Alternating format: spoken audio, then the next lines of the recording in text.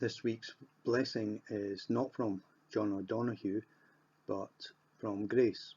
It is a poem that Grace wrote and I think will resonate with many of us.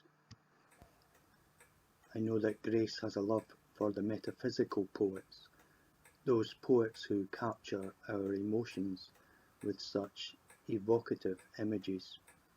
They take us into the everyday and what's apparently quite mundane, but they draw out of it such feelings. In this poem, I think you'll experience that sense of both longing and waiting. If you've ever visited in a hospital or a care home, you'll know that sense, part trepidation, part filled with anticipation, part joy, part sorrow. In this poem, the everyday object is a chair. In many of our houses, there will be a chair where the absence of the person who used to sit there is felt so profoundly. Is that strange experience of someone's absence making their presence even more profound.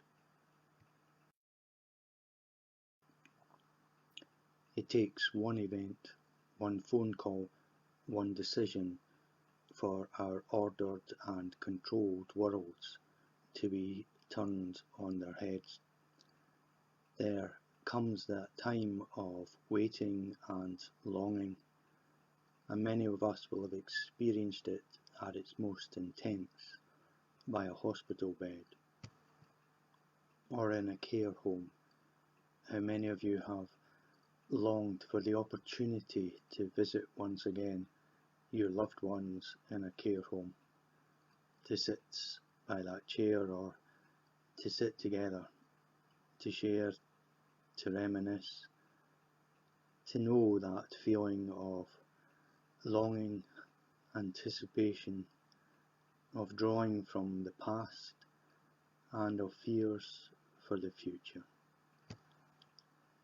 And these are still times of joy, of drawing from a shared history, our shared memories, of being present in the present, and of not worrying too much about the future, for the future will take care of itself.